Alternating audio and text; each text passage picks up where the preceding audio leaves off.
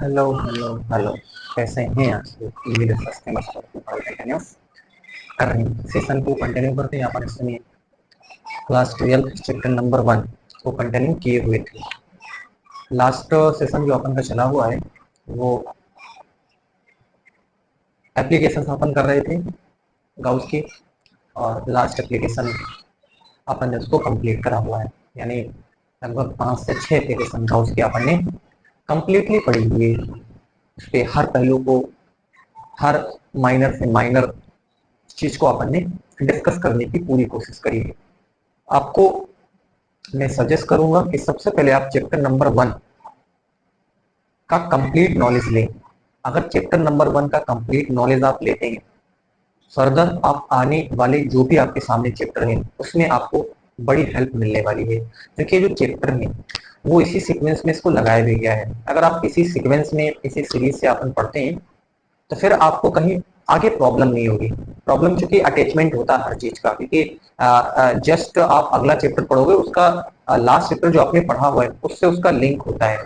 अगर उस लिंक को अगर आप नहीं समझ पाओगे तो फिर ये आपके सामने हो जाएगा रट्टाफिकेशन, ठीक है ना। आप फिर चीजों को क्या करोगे, रटोगे। अगर आपको अपनी समझ, अपनी अंडरस्टैंडिंग डेवलप करनी है फिजिक्स को लेकर के, है ना, चैप्टर को लेकर के, तो फिर आपको हर चैप्टर को बड़े सीक्वेंस में पढ़ने पड़ेगा, क्योंकि हर हर चैप्टर का लिंक नेक्स्ट चैप्टर से होता है ना। बिगिनिंग आपको अपनी बुक में पढ़ा होगा कि इस फला चीज को आपने, जब आप इंट्रोडक्शन पढ़ते हैं किसी भी चैप्टर का, है ना, तो इंट्रोडक्शन में साफ साफ आपके सामने मेंशन होता है कि पूर्व में हमने जो है इन बातों पर अध्ययन कर लिया है। ऑलरेडी बुक में लिखा रहता है। आप एनसीईआरटी पढ़ते हो तो उसमें आपको साफ साफ लिखा मिलता है कि इसका अपन ने अध्ययन कर लिया है ना। तो फिर ये जरूरी होता है कि आप अगर उस चैप्टर को अच्छे से समझना चाहते हो, अपनी समझ उसमें विकसित करना चाहते हो, डेवलप करना चाहते हो, तो फिर ये जरूरी है कि आप उस चैप्टर को अच्छे से समझें, है ना। उसमें अपनी समझ डेवलप करिए, नहीं कि रटने के लिए नहीं कहता, आप अपनी समझ उसके लिए अपने आप को प्रिपेयर कर तैयार करें, है ना। जब आप ऐसा करते हैं तो फिर आने वाले जो भी आपके सामने चैप्टर होते हैं उसमें आपको अच्छा फील होगा, आपको रिलैक्स फील होगा। नहीं तो फिर रटना, फिर आपको पढ़ना पड़ जाएगा, फिर रटोगे, फिर उसमें आप परेशान हो जाओगे, ठीक है। तो चाहे वो जितनी भी एप्लीकेशन अपन ने हिस्ट्री ऑफ चार्ज से स्टार्ट करा था, हमने जो है थल से कहानी को स्टार्ट करी थी, है ना। 600 बीसी में लेकर के बाल्टिक सागर के किनारे हमने एक स्टोरी आपको बताई थी, ठीक है।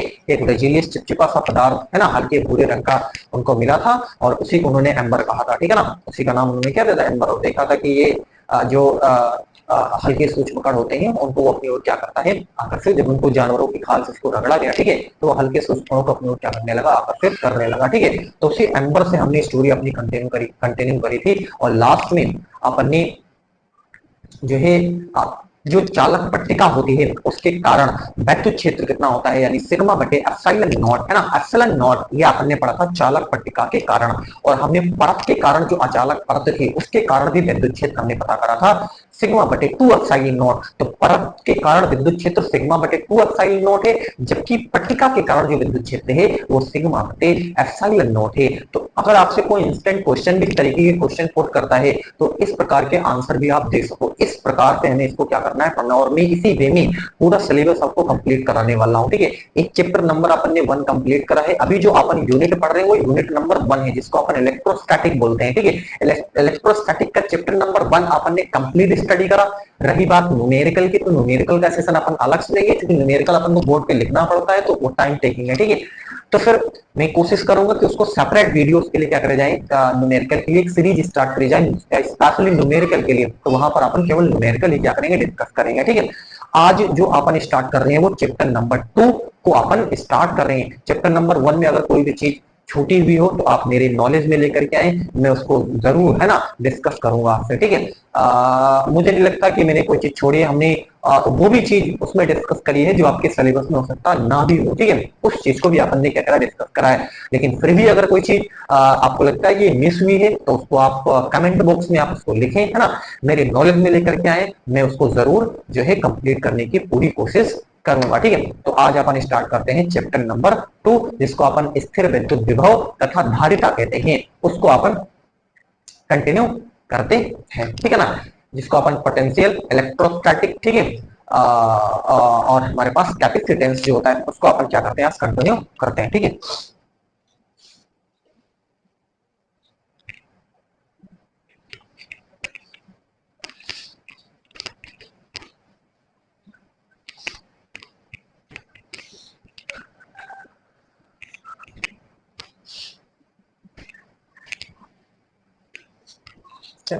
तो चैप्टर नंबर 2 है हमारे पास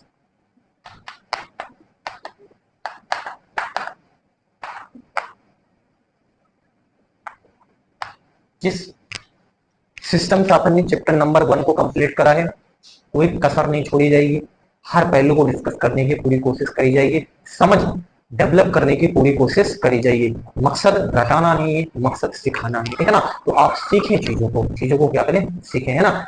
अपने देखो, मैं तब तक सेशन को नहीं लेता तब जब तक मैं अपने आप को सेटिस्फाई नहीं कर लेता, है ना।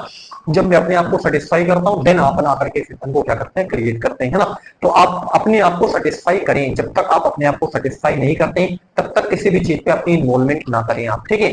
अपने आप को सेटिस्फाई करें तभी आप जाकर के दूसरों को क्या करें, क्योंकि अपनी समझ आप बनाओगे तभी आप दूसरों को प्रेजेंट कर पाओगे, ठीक है। तो अपनी समझ जरूर बनाएं, हाँ। क्या है स्थिर वैद्युत विभव,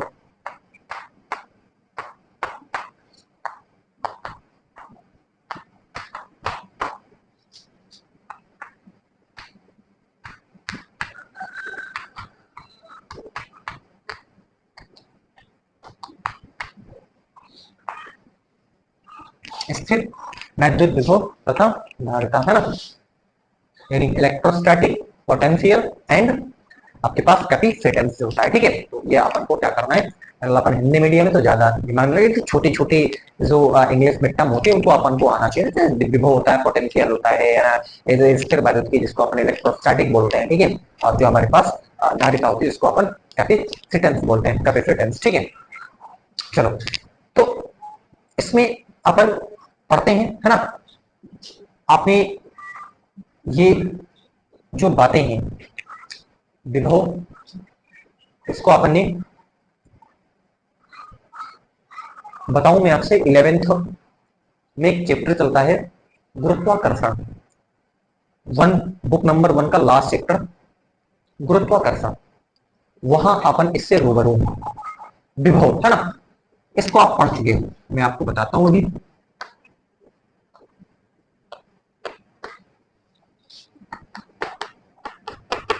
और आप पढ़ चुके हो स्थितिज ऊर्जा, है ना। इन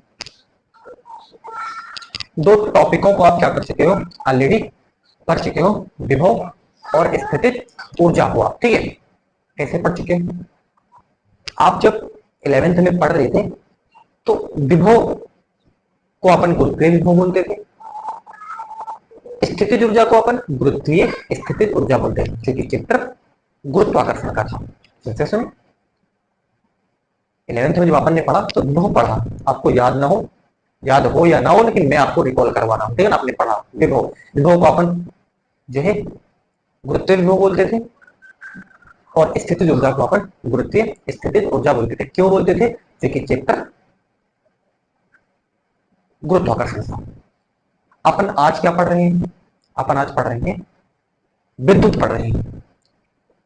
विद्युत में आप पढ़ रहे हो तो विभव को विद्युत विभव बोलोगे, स्थितिज ऊर्जा को आप विद्युत स्थितिज ऊर्जा बोलोगे। आप चुंबक चैप्टर पढ़ोगे तो चुंबक में उसको चुंबकीय विभव बोला जाएगा और स्थितिज ऊर्जा को चुंबकीय स्थितिज ऊर्जा बोली जाएगी। यानी मूल बात क्या है, मूल बात यह है कि हमको पढ़ना तो विभव, हम क्या पढ़ लें, हम पढ़ लें विभव या फिर हम पढ़ लें स्थितिज ऊर्जा। विभव पढ़ लें और स्थितिज ऊर्जा पढ़ लें।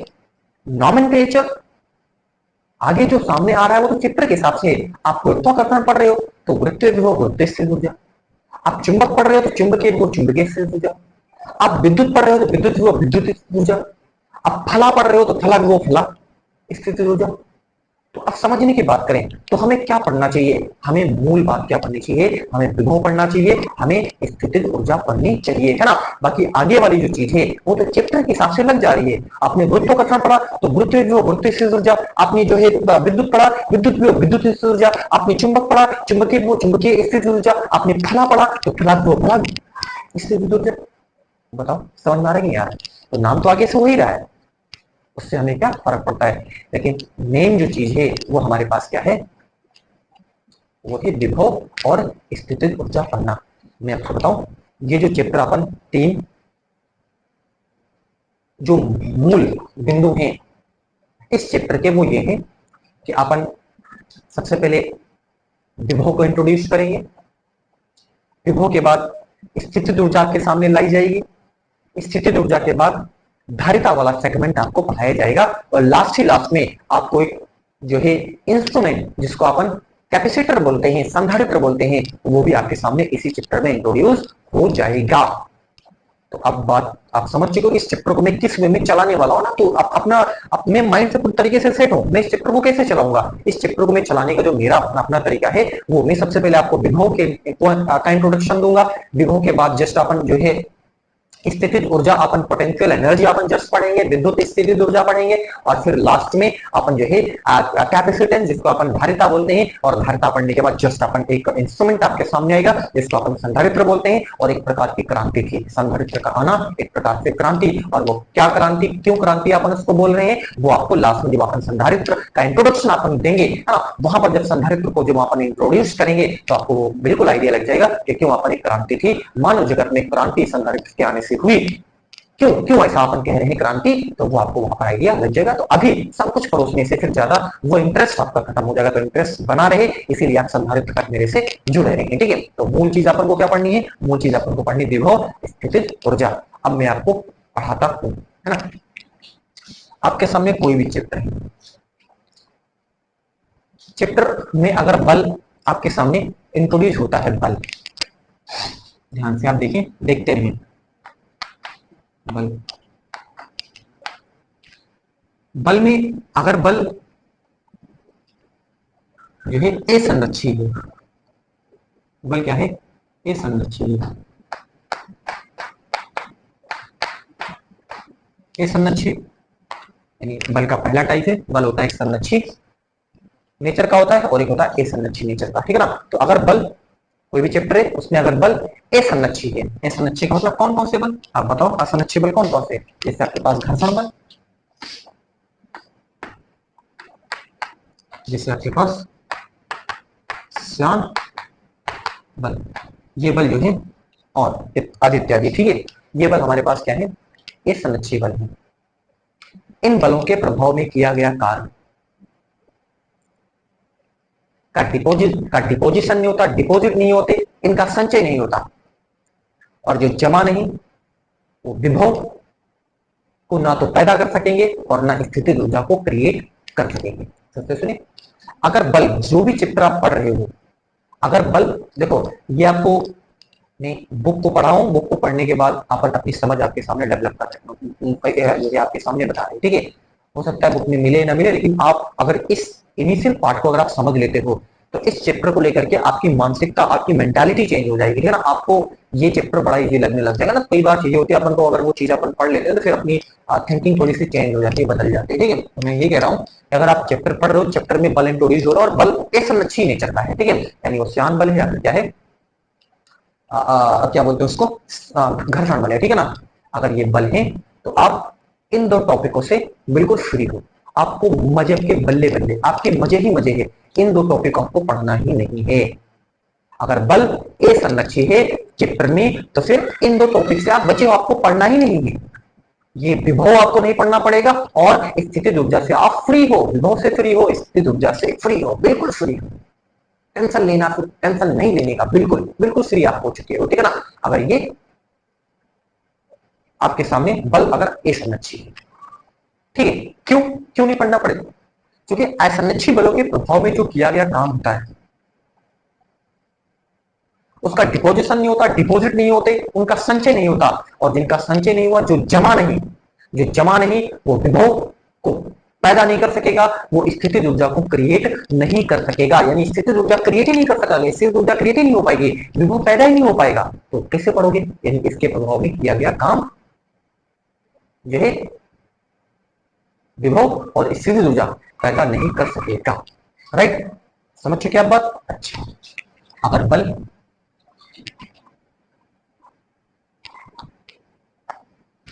संरक्षी नेचर का है, अच्छा मैं आपसे पूछूं संरक्षी बल, कुछ बल आप बताओ संरक्षी बल।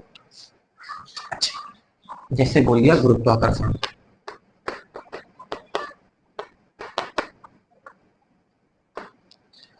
जैसे बोल दिया चुंबकीय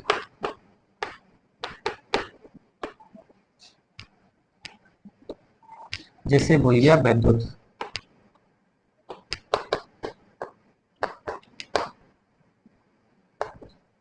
जैसे बोल दिया प्रत्यानयन,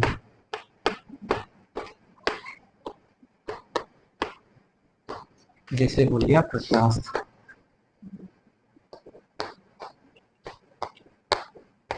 और भी हो सकते हैं। तो आपको कई बार मल्टीपल चॉइस क्वेश्चन में डायरेक्टली ये भी पूछा गया है कि निम्न में से ए संरक्षी बल है, निम्न में से संरक्षी बल है, तो आपको ये आना चाहिए, ठीक है ना। ए संरक्षी बल में हमने जैसे श्यान बल बता दिया, घर्षण बल बता दिया, ठीक है। और संरक्षी बलों में गुरुत्वाकर्षण बल है, वो विद्युत बल है, चुंबकीय बल है, प्रत्यास्थ बल है, प्रत्यानयन बल है, ठीक है। इन बलों के प्रभाव में किया गया काम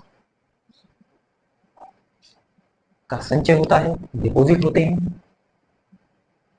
तो फिर ये विभव भी पैदा करेगी और स्थितिज ऊर्जा भी पैदा को क्रिएट करेंगे, स्थितिज ऊर्जा को भी क्रिएट करेंगे, विभव भी क्या करेंगे, पैदा करेंगे। यानी अगर बल संरक्षी है तो आपको विभव भी पढ़ना पड़ेगा और स्थितिज ऊर्जा भी पढ़नी पड़ेगी। तो आप क्या सोचोगे चित्र में, ऐसा अच्छी बल हो तो आप दिमाग लगाओ, आप दिमाग लगाओ यार, असंरक्षी बलों तो बच जाएंगे, काम हो जाएगा। लेकिन अगर बल संरक्षी है तो फिर आपको इन दोनों टॉपिकों से आप मुक्त नहीं है, आपको पढ़ना पड़ेगा। अगर बल संरक्षी है तो संरक्षी बलों के प्रभाव में किया गया जो काम होता है ना, ये देखो संरक्षी बलों के प्रभाव में किया गया क्या होता है, किया गया जो काम होता है उसको काम कहते ही नहीं। संरक्षी बलों के प्रभाव में किए गए काम को काम कहते ही नहीं है। उस काम को क्या कहते हैं, उस काम को या तो स्थितिज ऊर्जा कहते हैं या फिर उस काम को विभव कहते हैं। बड़े तरीके से मैं चीजों को ले रहा हूं, ठीक है ना, बहुत तरीके से, ठीक है। हमने क्या कहा, संरक्षी बलों के प्रभाव में किए गए काम को काम कहते ही नहीं है, या तो फिर उस काम को अपन स्थितिज ऊर्जा कहते हैं काम को, या फिर विभव कहते हैं। अगर बल संरक्षी है तो काम का मतलब क्या, तो कहता है काम निकालो। अगर बल संरक्षी है तो हम तो समझते हैं काम से काम मतलब नहीं है, हम या तो समझते हैं विभव या तो हम समझते हैं स्थिति ऊर्जा। हमसे कोई कह रहा है कि काम निकालो संरक्षी बलों के प्रभाव में, तो मैं तो समझ या तो वो विभव के लिए कह रहा है या फिर वो हमसे क्या कह रहा है, स्थिति ऊर्जा के लिए कह रहा है। क्योंकि संरक्षी बलों के प्रभाव में किए गए काम को काम कहते ही नहीं, कार्य को कार्य कहते ही नहीं है। कार्य को या तो स्थिति ऊर्जा कहते हैं या तो फिर क्या कहते हैं, या तो विभव कहते हैं। बात उम्मीद है कि बात आप क्या कर रही है। अच्छा, स्थिति ऊर्जा, इसको बताओ क्या है स्थिति ऊर्जा। स्थिति ऊर्जा क्या है, ठीक है। अब मैं आपको स्थिति ऊर्जा और इस विभव के क्या देता हूं, आपको जानकारी, ठीक है। अब देखिए, अब विस्थापन कहां से, अब चलो अब मैं स्थिति ऊर्जा को आपको क्या करता हूं, यहां पर बताता हूं, ठीक है। क्या है, अगर आप विस्थापन कर रहे हो तो यदि विस्थापन आप आवेश क्यों नॉट का कर रहे हो या फिर क्यों का कर रहे हो, या द्रव्यमान m का कर रहे हो, है ना, मीनिंग मात्रा का। यदि विस्थापन किसका होता है, मात्रा का होता है। विस्थापन किसका होता है, विस्थापन यदि मात्रा का होता है तो फिर अपन उसको बोलते हैं स्थितिज ऊर्जा। और यदि विस्थापन किसका होता है, विस्थापन जो है इकाई मान यानी +1 या फिर 1 किलोग्राम, अगर विस्थापन इकाई मान का होता है तो फिर उसको अपन क्या बोलते हैं, विभव बोलते हैं, है ना। अब बात को आप समझने की कोशिश करें, मैंने क्या कहा, अगर संरक्षी बल है, संरक्षी बल के प्रभाव में किए गए काम को काम कहते ही नहीं है, ठीक है ना, उसको या तो अपन स्थितिज ऊर्जा कहते हैं या तो फिर विभव अपन बोलते हैं, ठीक है। अब स्थितिज ऊर्जा क्या है, अब आप सुनिए स्थितिज ऊर्जा का क्या मतलब होता है। मैंने आपसे कहा अगर आप विस्थापन किसका करते हो, आवेश क्यों का करते हो या फिर द्रव्यमान m का करते हो, यानी मीनिंग मात्रा का विस्थापन होता है। यदि मात्रा का विस्थापन होता है तो फिर काम को क्या बोलते हो, काम को बोला जाएगा स्थितिज ऊर्जा बोला जाएगा, ठीक है ना। और यदि इकाई मान का विस्थापन होता है तो आप क्या बोलोगे, आप बोलोगे विभव। उस केस में उसको क्या कहा जाता है, बोला जाता है। अब विस्थापन कहां से, विस्थापन कहां से, तो विस्थापन कहां से करना, विस्थापन वहां से करना है जहां u बराबर क्या हो, जीरो। जहां u बराबर क्या हो, जीरो। हमें विस्थापन वहां से करना है जहां u बराबर क्या हो, जीरो हो। और u बराबर जीरो कहाँ होता है, अगर आप इन बलों को देखो, चाहे वो गुरुत्वाकर्षण बल हो, चाहे वो चुंबकीय बल हो, चाहे विद्युत बल हो। आप विद्युत मान लो आप गुरुत्वाकर्षण बल ले लेते हो, F बराबर G M1 M2 बटे आर स्क्वायर। यदि r आपके सामने क्या है, अनंत, तो F क्या हो जाएगा, यदि r अनंत तो F जीरो, F जीरो तो W जीरो, W जीरो तो U जीरो, और U जीरो हमारे सामने V भी क्या हो जाएगा, जीरो हो जाएगा। तो बात को आप ध्यान से समझें, क्या है कि विस्थापन कहां से करना। अब मैं आपको स्थितिज ऊर्जा को डिफाइन करता हूं। मैंने क्या कहा कि स्थितिज ऊर्जा है क्या, अनंत से, अनंत से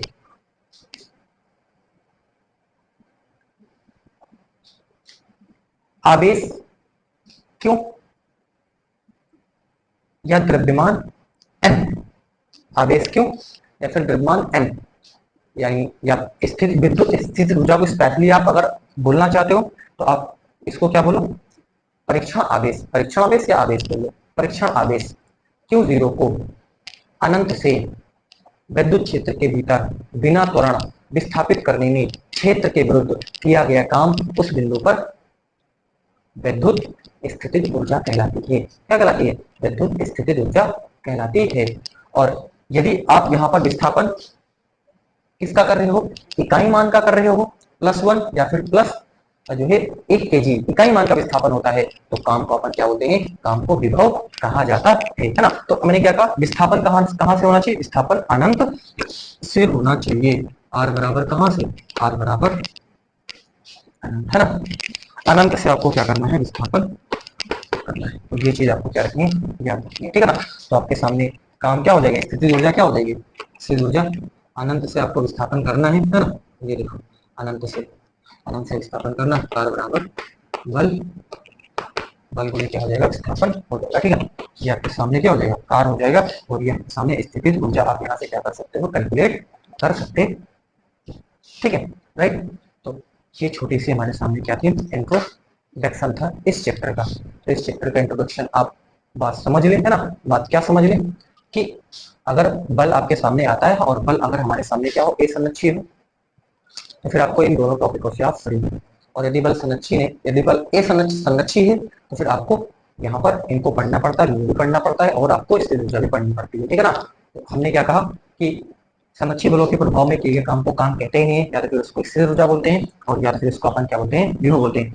इस स्थिर ऊर्जा कब बोलते हैं, स्थितिज ऊर्जा कब बोलते हैं, तो जब आवेश क्यों का या द्रव्यमान m का यानी किसी मात्रा का अगर विस्थापन होता है, यानी इस आप कब बोलते हैं, स्थितिज ऊर्जा कब बोलते हैं और विभव कब बोलते हैं, है ना। आपको ये प्रश्न आएगा आपके सामने ना कि अपन स्थितिज ऊर्जा कब बोलेंगे काम को, और काम को अपन विभव कब बोलेंगे। तो स्थितिज ऊर्जा तब आप बोलेंगे जब किसका विस्थापन होगा, जब आवेश क्यू का विस्थापन होगा, द्रव्यमान m का यानी मात्रा का अगर विस्थापन होता है। अगर मात्रा का विस्थापन होता है तो किए गए काम को अपन स्थितिज ऊर्जा कहते हैं, और यदि इकाई मान का विस्थापन होता है तो किए गए काम को विभव कहते हैं। अब विस्थापन कहां से, विस्थापन वहां से जहां u बराबर जीरो हो, जहां स्थितिज ऊर्जा जीरो हो। विभव कब बोलेंगे, जहां v बराबर क्या हो, जीरो, v बराबर जीरो। v बराबर जीरो कहां होता है, अनंत, अनंत पे क्या होता है, अनंत पे जीरो आपके सामने होता है, ठीक है। तो अब विस्थापन कहां से, तो विस्थापन अनंत से। तो हमने यहाँ पर बोला है कि इन दोनों बलों का नेचर एक जैसा होता है, F बराबर G अपॉन M2 बटे R स्क्वायर। R बराबर अनंत होता है, बराबर जीरो, बराबर जीरो, W बराबर जीरो, W बराबर जीरो, U बराबर जीरो, V बराबर आपके सामने क्या हो जाएगा, जीरो हो जाएगा। तो कहां जीरो है, u कहां जीरो है, u अनंत पे जीरो है, और v कहां जीरो है, v भी हमारे सामने क्या है, अनंत पर जीरो है ना। तो अब सिंपल, अब आपके सामने काम कैसा हो जाएगा, तो अनंत से आपको किसी बिंदु तक क्या करना है, लाना है। तो अनंत से विस्थापन कहाँ से हो रहा है, अनंत से हो रहा है, और ये विद्युत क्षेत्र के भीतर किसी बिंदु तक अपन आ रहे हैं, ठीक है ना। वहां तक लाने में जो किया गया काम है उसे अपन क्या बोल रहे हैं, स्थितिज ऊर्जा बोल रहे हैं, ठीक है ना, अनंत से। लेकिन अनंत से याद रखना, अनंत से अगर मात्रा का विस्थापन अपन करते हैं तो फिर उसको, उस कार्य को अपन क्या बोलेंगे, स्थितिज ऊर्जा बोलेंगे। और यदि इकाई मान का अगर विस्थापन हो रहा है तो उसको अपन क्या बोलेंगे, उसको अपन बोलेंगे विभव बोलेंगे। तो विभव कब बोलेंगे, स्थितिज ऊर्जा कब बोलेंगे, ये भी आपको क्या है आना चाहिए। विस्थापन कहां से होना चाहिए, तो विस्थापन अनंत से होना चाहिए, क्योंकि अनंत पे u बराबर 0 होता है, अनंत पे v बराबर क्या होता है, 0 होता है। और काम यहां से पता करें, ये देखो अनंत से अपन, लेकिन ये सभी बलों के लिए नहीं सही, ये सभी बलों के लिए एक फॉर्मूला नहीं हो जाएगा। जैसे हमने बोला जो है प्रत्यानयन बल, तो प्रत्यानयन बल अगर आप देखते हो ना, तो प्रत्यानयन बल क्या होता है, F is equal to minus का के एक्स स्क्वायर। क्या होता है, F is equal to minus का के एक्स स्क्वायर आपके सामने होता है, ठीक है। तो यहाँ पर x बराबर क्या होता है, x बराबर 0, तो F बराबर कितना हो जाएगा, F बराबर 0 हो जाएगा ना। तो k बराबर 0, तो F बराबर 0, F बराबर 0, तो W बराबर क्या हो जाएगा, W बराबर 0 हो जाएगा, है ना। तो W बराबर 0 हो जाएगा, तो U बराबर हमारे सामने क्या हो जाएगा, 0 हो जाएगा, और फिर v बराबर 0 हो जाएगा। तो अगर आप बल हमारे सामने कौन सा है, बल अगर हमारे पास प्रत्यानयन बल है ना, तो अगर प्रत्यानयन बल है तो ये फिर क्या हो जाएगा, प्रत्यानयन बल आपके सामने है, तो विस्थापन कहां से होना चाहिए, विस्थापन 0 से होना चाहिए, ठीक है ना। तो फिर काम आपके सामने ये हो जाएगा 0 से r, और ये हमारे सामने f vector dot dr vector हो जाएगा। तो यहाँ पर बल अगर हमारे सामने कौन सा है, प्रत्यानयन बल है, तो फिर विस्थापन कहां से होना चाहिए, विस्थापन 0 से ना, तभी तो बल क्या, तभी तो बल क्या होगा, तभी तो बल हमारे सामने 0 हो जाएगा। बोलो बात समझ में आ रही है या नहीं आ रही है, ठीक है ना। तो मेरे की बात आपको बिल्कुल पकड़ में आ रही होगी, आपको किसी प्रकार का कोई डाउट नहीं होगा। यहाँ पर देख लेना, ये माइनस का के एक्स स्क्वायर होता है या फिर माइनस का के एक्स होता है, ठीक है ना, उसको आप जरा थोड़ा सा देख लेना, ठीक है। चलो, तो फिर ये बात, उम्मीद है कि आप ये बात बिल्कुल समझ चुके होंगे कि विभव अपन कब बोलेंगे, कब स्थितिज ऊर्जा बोलेंगे। तो अब थोड़ा सा दिमाग आपका खुला होगा, दिमाग की बातें कि विभव अपन कब बोलते हैं और कब अपन उसको स्थितिज ऊर्जा बोलते हैं, ठीक है। चलो, अब अपन चलते हैं, एक फॉर्मूला क्रिएट करते हैं कार्य का, ठीक है। स्थितिज ऊर्जा का कार्य मतलब स्थितिज ऊर्जा का, है ना।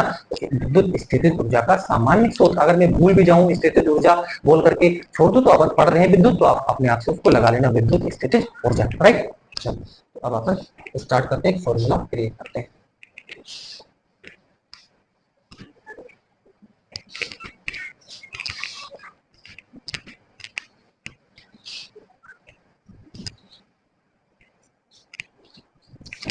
तो विद्युत स्थितिज ऊर्जा का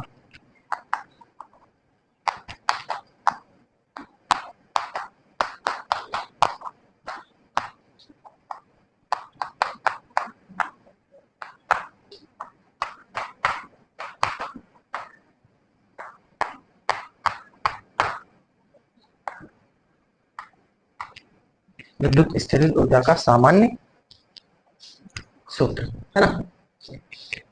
देखो, ये कोई आवेशित वस्तु है, चलो अपन कोई ले लेते हैं, ये कोई एक आवेशित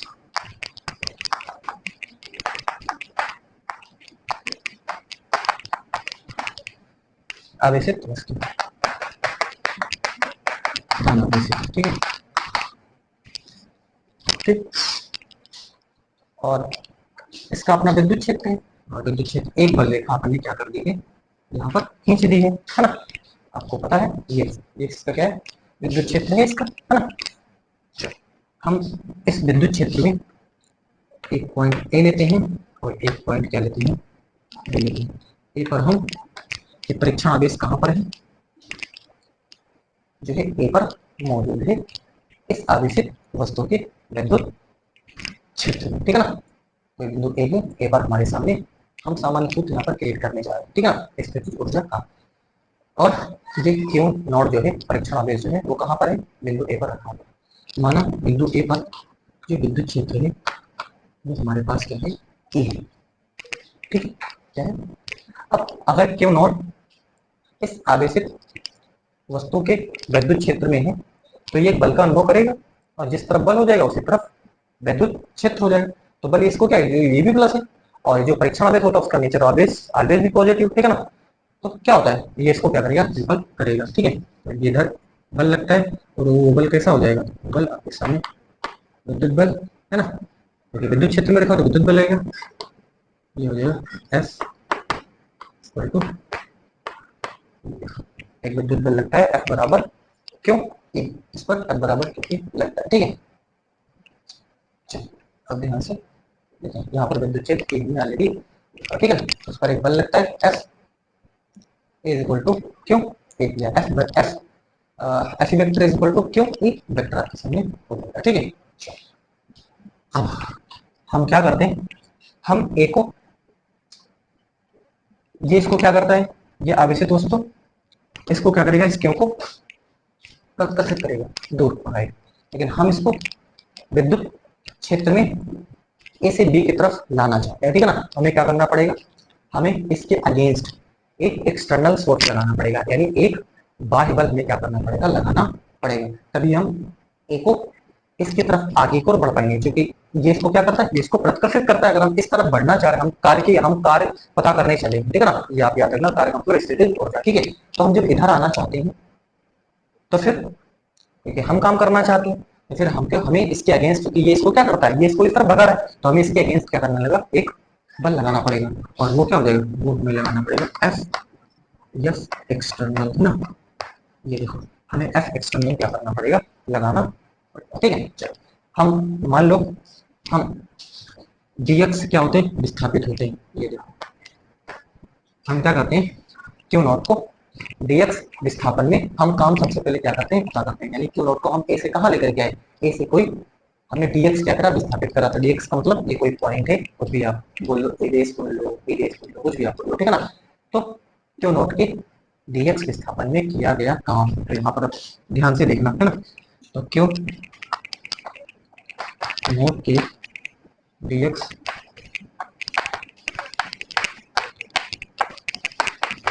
विस्थापन में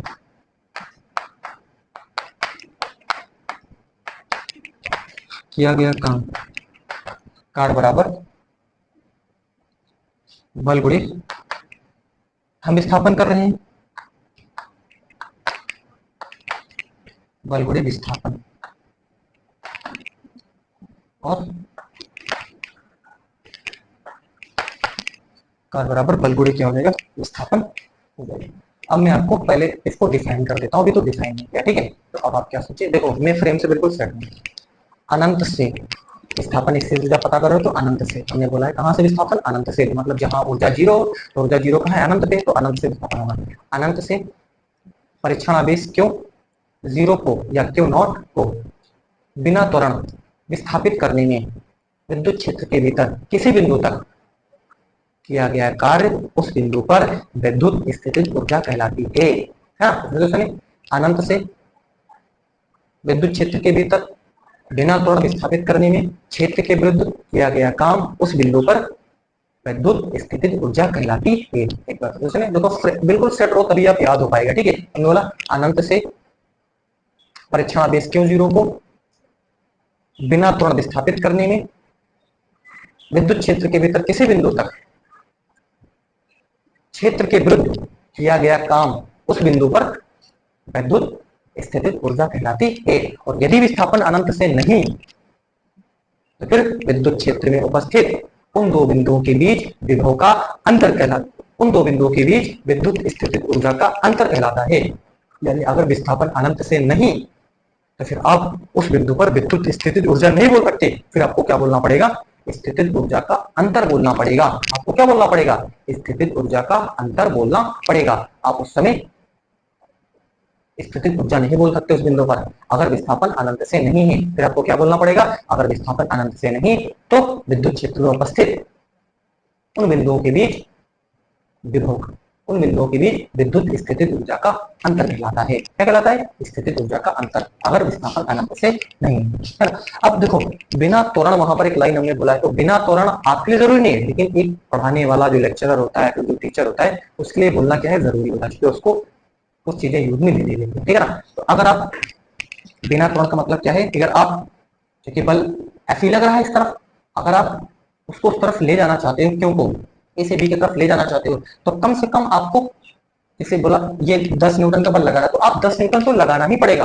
10 न्यूटन का बल आप 100 न्यूटन लगा दो, 500 न्यूटन, 1000 न्यूटन लगा दो, कितना ही लगा दो, लेकिन कम से कम कितना लगाना पड़ेगा आपको, इतना तो लगाना ही पड़ेगा बिना त्वरण, है। और जब इधर लगा दोगे तो 10 अगर ये है तो 10 लगा दोगे तो 10 ऋण में हो जाएगा, तो टोटल कितना हो जाएगा, 0 हो जाएगा। तो 0 का मतलब बिना त्वरण के हो जाएगा, ठीक है। तो अब देखो ये मिनिमम कितना होगा, यानी ये आपके सामने इतना तो आपको लगाना ही पड़ेगा,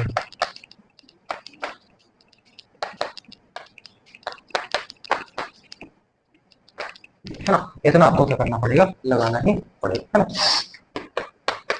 समीकरण 1 से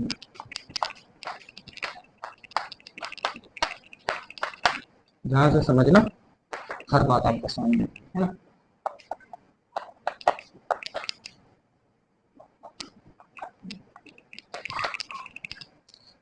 तो ये हमने dx के विस्थापन में काम पता करा है, लेकिन हम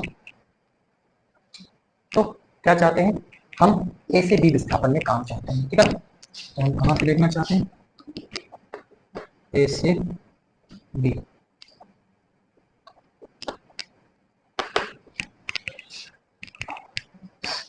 तो काम क्या हो जाएगा, तो अगर काम आप a से b देखना चाहते हो तो फिर हमने कहा था विद्युत क्षेत्र में, अगर आप विद्युत क्षेत्र में अगर आपको, तो विभव आप क्या बोलोगे, स्थितिज ऊर्जा का अंतर बोलोगे आप, ठीक है ना। अनंत से नहीं है तो फिर हमने क्या बोला है, स्थितिज ऊर्जा का अंतर आपको क्या करना पड़ेगा, बोलना। तो u B minus U A is equal to क्या हो जाएगा, फिर आप क्या दोगे, ए से बी, ए से बी, है ना। लिमिट आपको लगानी पड़ेगी, और ये आपके सामने माइनस, है ना, क्योंकि वेक्टर ये हमारे सामने क्या हो जाएगा, dx हो जाए, राइट। तो ये हमारे सामने क्या हो जाएगी, स्थितिज ऊर्जा हो जाएगी। स्थितिज ऊर्जा का अंतर का फॉर्मूला आपके सामने यहाँ पर साफ साफ दिख रहा है। तो ये क्या हो जाएगा, स्थितिज ऊर्जा का क्या हो जाएगा, अंतर हो जाएगा, है ना। मैंने साफ बोला हुआ है कि अगर अनंत से है तो फिर उस बिंदु पर स्थितिज ऊर्जा कहलाती है, और यदि विस्थापन अनंत से नहीं तो फिर आप क्या बोलोगे, स्थितिज ऊर्जा का अंतर आपको क्या करना पड़ेगा, बोलना पड़ेगा। अब यहाँ पर आप देख लो, यदि आप ए को कहाँ भेज दो, ए को आप अनंत पे भेज दो तो फिर क्या हो जाएगा, ए अनंत पे हो जाएगा, तो फिर ए अनंत पे, फिर उस केस में एफ 0 हो जाएगा, एफ 0, तो डब्ल्यू 0, डब्ल्यू 0, तो यू 0, यू 0, वी भी क्या हो जाएगा, 0 हो जाएगा। एक को आपको कहाँ भेज देना है, अनंत पर क्या कर देना है, भेज देना है, ठीक है ना। तो वहां पर आप देख लो, डब्ल्यू अनंत G is equal to U B minus का यू अनंत इज इक्वल टू माइनस, ये ए अनंत पे चला गया है, और ये बी हो जाएगा क्यू ई वेक्टर, और ये डी एक्स वेक्टर हो जाएगा, राइट। तो अब आप देखोगे, क्योंकि यू इन्फिनिटी क्या होता है, 0 होता है, अनंत पर ऊर्जा 0 होती है, यानी डब्ल्यू ये हमारे सामने यू इज इक्वल टू ये अनंत, ये बी,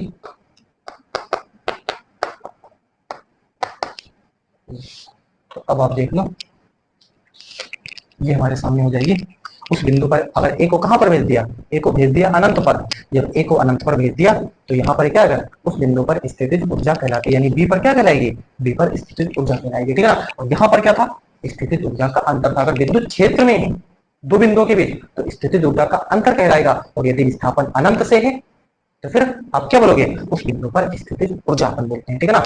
तो अपन क्या बोलेंगे, अनंत से परीक्षण आवेश के को विद्युत क्षेत्र के भीतर किसी बिंदु तक बिना त्वरण विस्थापित करने में क्षेत्र के विरुद्ध किया गया काम उस बिंदु पर स्थितिज ऊर्जा कहलाती है। और यदि विस्थापन अनंत से नहीं तो विद्युत क्षेत्र में उपस्थित उन बिंदुओं के बीच विभव, उन बिंदुओं के बीच स्थितिज ऊर्जा का अंतर निकाल के, विभव बार बार आ रहा है ना, तो इन बिंदुओं के बीच स्थितिज ऊर्जा का, क्योंकि वो भी हमको इसी तरीके से बोलना पड़ेगा, ठीक है ना, वो भी इसी तरीके से सेम, अगर ये आप फ्रेम आप समझ लेते हो तो वो फ्रेम आपके सामने बिल्कुल आसान हो गया, ठीक है ना। फिर उसको अपन क्या बोलेंगे, स्थितिज ऊर्जा का अंतर बोलेंगे, ठीक है ना। और अगर विस्थापन अनंत से है तो फिर आप क्या बोलोगे, उस बिंदु पर स्थितिज ऊर्जा आपको क्या करनी पड़ेगी, बोलनी पड़ेगी।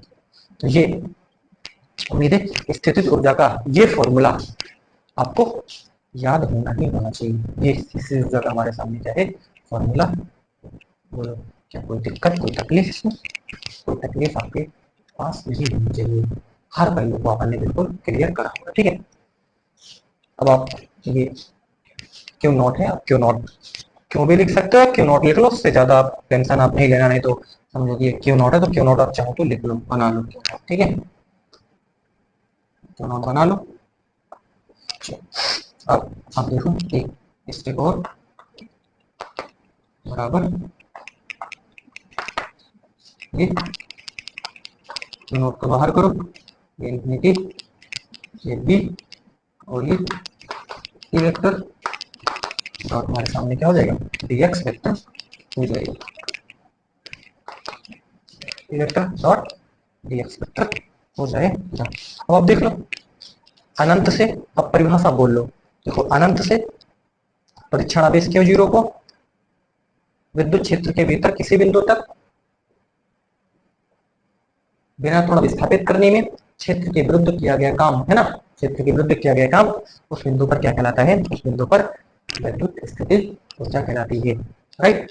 तो ये चीज आपको क्या करनी है समझ, ठीक है ना, यानी ये स्पेशल आपको बोला जा रहा है अनंत से। देखो मैं आपको समझाता हूँ, ठीक है, इसको नोट करें फिर मैं आपको समझाता हूँ, है ना। टफ नहीं है, बिल्कुल टफ नहीं समझना कि ये इतना कर दिया इसमें आपको समझ में नहीं आ रहा क्या कर दिया, है ना, बिल्कुल इजी सिंपल है, ठीक है ना। कोई आपको अगर समझते हो तो फिर हर बात आपको आसान लगेगी, ये सब लिखना आपके आराम से आप कर लोगे, इसमें कोई आपको प्रॉब्लम नहीं होगी, ठीक है। चलो अब मैं आपको बताता हूँ, देखो मूल क्या है, हमने अभी जस्ट पढ़ा W A B, U B minus U A is equal to A ये B vector nought dx vector, ठीक है। और अगर हम ए को अनंत पे पटक दिए ये हो जाएगा, ये जीरो, ये अनंत हो जाएगा, ये भी हो जाएगा, है ना, E vector dot dx vector हो जाएगा, ठीक है ना। जो मूल है वो यही है कि काम स्थितिज ऊर्जा के अंतर के क्या होता है, बराबर होता है। काम किसके बराबर होता है, काम स्थितिज ऊर्जा के अंतर के बराबर होता है। लेकिन वही एक को आप कहाँ भेज दो, एक को जब आप अनंत पे भेज देते हो, एक को जब आप अनंत पे भेज देते हो तो वो उस बिंदु पर क्या कहलाती है, स्थितिज ऊर्जा कहलाती है। लेकिन एक्चुअल में अगर आप समझे मूल बात क्या है, तो मूल बात यही है कि काम स्थितिज ऊर्जा के अंतर के बराबर ही होती है, ठीक है ना, ये मूल बात है। लेकिन आप अगर स्पेशली अगर बोल दो कि ए को अनंत पे, तो फिर उस केस में आपको बोलना पड़ेगा स्थितिज ऊर्जा, है ना, एक अनंत पे दोगे तो फिर उस बिंदु पर आप स्थितिज ऊर्जा बोलो। इस चीज को मैं भी आपको समझाता हूँ, जैसे अनंत पे क्या है, अनंत पे सब जीरो है, अनंत पे बल भी जीरो है ना, अनंत पे आप देखोगे अनंत पे बल भी जीरो है, बल भी जीरो है ना, सब जीरो है, बल जीरो है, आपके सामने जो है डब्ल्यू जीरो है, यू जीरो, वी जीरो, सब जीरो, ठीक है ना। लेकिन अनंत से जैसे आप मान लो 5 सेंटीमीटर बढ़े तो आप किसी न किसी के विद्युत मतलब कोई बिंदु आवेश है, तो आप जानते हो बिंदु आवेश की परास कहाँ तक होती है, अनंत तक होती है। तो अगर आप 5 सेंटीमीटर अनंत से थोड़ा आगे को बढ़े, यानी किसी आवेश के विद्युत क्षेत्र में आगे, अब ये क्या करेगा, एक बल का क्या करता है, अनुभव करता है, ठीक है ना, ये इसको क्या करेगा, रिपल करेगा, ठीक है। लेकिन आप अब अभी आप जस्ट आपने पढ़े हो, क्यों नोट को आपने कहाँ पाया है, क्यों नोट को आपने ए पर देखा है, अब उसको कोई ना कोई तो लाया होगा, कोई ना कोई तो लाया होगा, अरे कोई ना कोई तो लाया होगा उसको, ठीक है। वो डायरेक्टली यहाँ पर थोड़ा नहीं आया है, हमने कहा ए पर क्यू नॉट था, ठीक है। अब वो अनंत पर सब कुछ जीरो है, अनंत से मान लो 5 सेंटीमीटर जैसे आप बढ़ोगे 5 सेंटीमीटर दूर अनंत से, तो यहाँ पर तुरंत क्या हो जाएगा, एक विद्युत क्षेत्र में जाएगा, विद्युत क्षेत्र में बल का अनुभव करेगा, ठीक है। अब हमने कहा कि क्यू नॉट कहाँ पर, ए पर है डायरेक्टली, लेकिन ए पर कोई ना कोई तो लाया होगा, मान लो लाने में काम है 500 जूल। अब ए से बी आप लेकर के गए हो, तो ए से बी लेकर गए हो तो अपने काम हो गया आपके सामने क्या 700 जूल। कितना काम हो 700 जूल आपके सामने हो गया, ठीक है ना। अब आपके द्वारा किया गया काम कितना हो गया, आपके द्वारा किया गया काम हो गया 200 जूल। 700 जूल मत बोल देना, 700 जूल 500, ए तक लाने में काम 500 जूल है और ए से बी लाने में कितना हो गया 700 हो गया, ठीक है ना। तो अब ये आपको नहीं पता चल पा रहा है, ठीक है ना, लेकिन आपने काम कितना किया है, आपने काम किया है 200 जूल। ये अंतर ही होता है, क्या होता है, स्थितिज ऊर्जा के एक्चुअल में अंतर ही होता है ना। लेकिन अब स्पेशली यानी ये जो आपके सामने काम हुआ है, कितना काम, ये 500 जूल काम हुआ है, ठीक है ना। ये कहां से, अनंत से कोई ना कोई इसको लाया होगा। आपने जो काम किया है वो काम आपने क्या किया है, आपने आपने जो काम किया है वो आपके द्वारा किया गया काम केवल 200 जूल ही है, ठीक है ना। यानी एक्चुअल में क्या होता है, एक्चुअल में जो है स्थितिज ऊर्जा का अंतर ही होता है, ठीक है ना। अब वो चीज हम समझ नहीं पाते कि ये यहाँ से यहाँ तक ए तक कोई ना कोई तो लाया होगा, वो 500 जूल है वो, यानी आपने 700 जूल काम, ये भ्रम में मत रहना कि आपने 700 जूल काम किया है। आपने 700 जूल काम नहीं किया है, आपने कितना काम किया है, आपने काम किया है 200 जूल, यानी स्थितिज ऊर्जा का अंतर। ये क्या है, स्थितिज ऊर्जा का अंतर है। तो कुछ बातें और भी हैं बताने के लिए, ठीक है ना। तो मैंने आपसे आपको जोड़ने की कोशिश करी अभी तक, ठीक है। अभी तक इस चैप्टर में थोड़ा सा जोड़ने, एक फॉर्मूला आपके सामने यहाँ पर आया हुआ है, इस फॉर्मूले की आप थोड़ा सा प्रैक्टिस करेंगे, थोड़ा सा इसको बनाएंगे एक दो बार, तो ये आपके सामने आराम से रिकॉल हो जाएगा, याद हो जाएगा। तो एक चीज आप याद के लिए याद रख लें, विद्युत स्थितिज ऊर्जा का क्या मतलब है, क्या मायने है। मैंने आपसे बताया अनंत से परीक्षण आवेश Q0 को बिना तो विस्थापित करने में, विद्युत क्षेत्र के भीतर किसी बिंदु तक लाने में, है ना, क्षेत्र के विरुद्ध किया गया काम उस बिंदु पर विद्युत स्थितिज ऊर्जा कहलाती है। यदि विस्थापन अनंत से नहीं तो फिर विद्युत क्षेत्र में उपस्थित बिंदुओं के बीच इस स्थितिज ऊर्जा का अंतर कहलाता है। तो सेशन को यहीं पे अपन रोकते हैं, आगे अब अपन मूल बात जो भी वो पढ़नी वो अपन कंटिन्यू कल से, ठीक है ना। आज इतना है, थैंक यू।